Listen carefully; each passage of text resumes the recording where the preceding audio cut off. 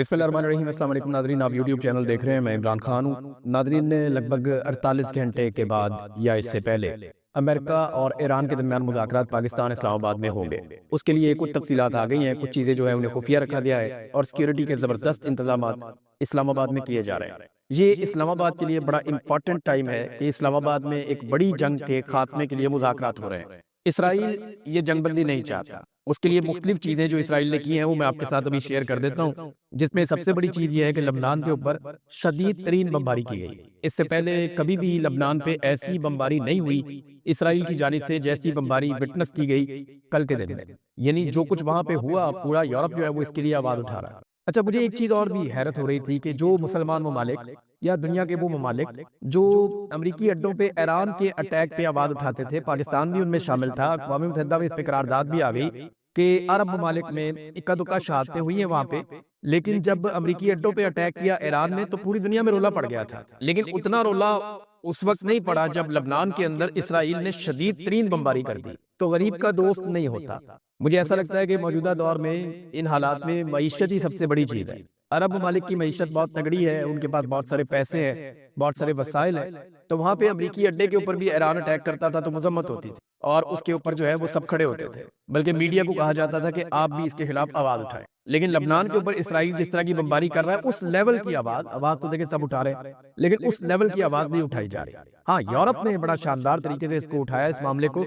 Spain ने इस पे बहुत आवाज़ उठाई है, फ्रांस ने, इटली ने, यूके ने इस पे आवाज़ उठाई है, ऑस्ट्रेलिया ने इस पे आवाज़ उठाई है और वो फौरी तौर पे इसराइल को मजबूर करना चाहते हैं कि जंगबंदी हो। स्पेन ने तो यहाँ तक खबर आई है उनकी जानिब से कि वो तेहरान में अपनी एम्बेसी खोलने का ऐलान कर रहे हैं ताकि मामला बेहतरी की तरफ जाए जंगबंदी के बाद।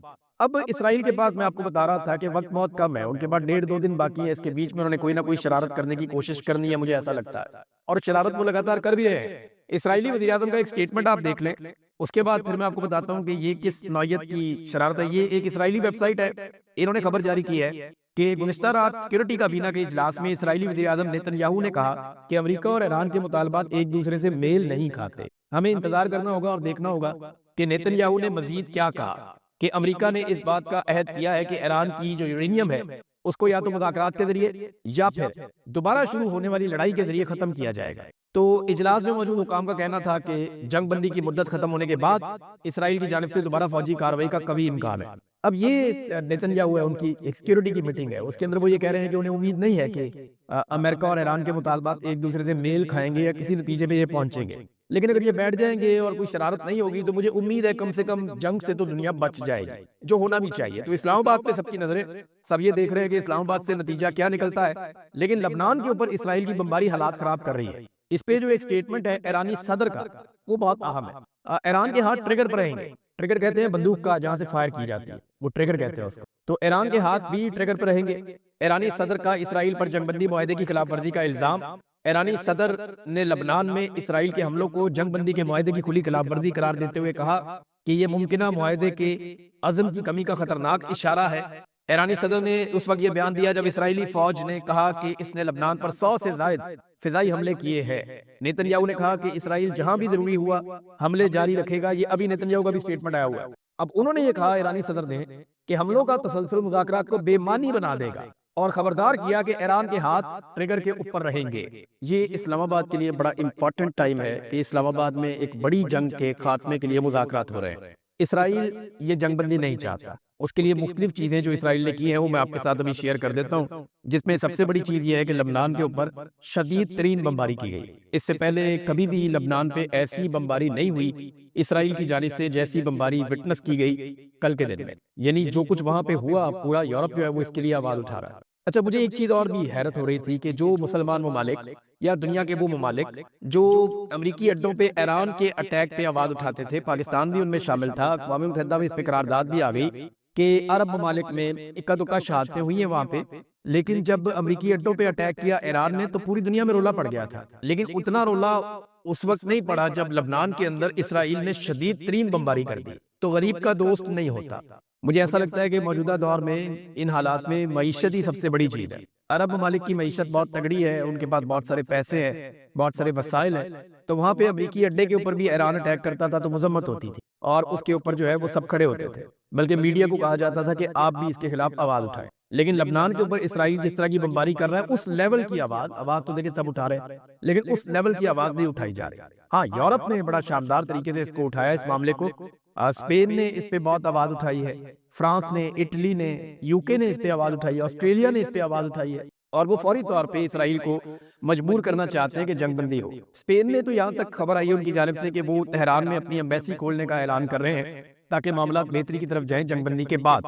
اب اسرائیل کے پاس، میں آپ کو بتا رہا تھا کہ وقت بہت کم ہے، ان کے پاس 1.5-2 دن باقی ہیں، اس کے بیچ میں انہوں نے کوئی نہ کوئی شرارت کرنے کی کوشش کرنی ہے، مجھے ایسا لگتا ہے، اور شرارت وہ لگاتار کر بھی رہے ہیں۔ اسرائیلی وزیر اعظم کا ایک سٹیٹمنٹ آپ دیکھ لیں، اس کے بعد پھر میں آپ کو بتاتا ہوں کہ یہ کس نوعیت کی شرارت ہے۔ یہ ایک اسرائیلی ویب سائٹ ہے، انہوں نے خبر جاری کی ہے کہ گزشتہ رات سیکورٹی کابینہ کے اجلاس میں اسرائیلی وزیر اعظم نیتن یاہو نے کہا کہ امریکہ اور ایران کے مطالبات ایک دوسرے سے میل نہیں کھاتے۔ ہمیں انتظار کرنا ہوگا اور دیکھنا ہوگا کہ نیتن یاہو نے مزید کیا کہا، کہ امریکہ نے اس بات کا عہد کیا ہے کہ ایران کی جو یورینیم ہے اس کو یا تو مذاکرات کے ذریعے یا پھر دوبارہ شروع ہونے والی لڑائی کے ذریعے ختم کیا جائے گا۔ تو اجلاس میں موجود حکام کا کہنا تھا کہ جنگ بندی کی مدت ختم ہونے کے بعد اسرائیل کی جانب سے دوبارہ فوجی کارروائی کا قوی امکان ہے۔ اب یہ نیتن یاہو ہے، ان کی ایک سیکورٹی کی میٹنگ ہے، اس کے اندر وہ یہ کہہ رہے ہیں کہ انہیں امید نہیں ہے کہ امریکہ اور ایران کے مطالبات ایک دوسرے سے میل کھائیں گے یا کسی نتیجے پہ یہ پہنچیں گے، لیکن اگر یہ بیٹھ جائیں گے اور کوئی شرارت نہیں ہوگی تو مجھے امید ہے کم سے کم جنگ سے تو دنیا بچ جائے گی، جو ہونا بھی چاہیے۔ تو اسلام آباد پہ سب کی نظریں، سب یہ دیکھ رہے ہیں کہ اسلام آباد سے نتیجہ کیا نکلتا ہے، لیکن لبنان کے اوپر اسرائیل کی بمباری حالات خراب کر رہی ہے۔ اس پہ جو ایک سٹیٹمنٹ ہے ایرانی صدر کا، وہ بہت اہم ہے۔ ایران کے ہاتھ ٹریگر پر رہیں گے، ٹریگر کہتے ہیں بندوق کا جہاں سے فائر کی جاتی ہے، وہ ٹریگر کہتے ہیں اس کو، تو ایران کے ہاتھ بھی ٹریگر پر رہیں گے۔ ایرانی صدر کا اسرائیل پر جنگ بندی معاہدے کی خلاف ورزی کا الزام۔ ایرانی صدر نے لبنان میں اسرائیل کے حملوں کو جنگ بندی کے معاہدے کی کھلی خلاف ورزی قرار دیتے ہوئے کہا کہ یہ ممکنہ معاہدے کے عزم کی کمی کا خطرناک اشارہ ہے۔ ایرانی صدر نے اس وقت یہ بیان دیا جب اسرائیلی فوج نے کہا کہ اس نے لبنان پر 100 سے زائد فضائی حملے کیے ہیں۔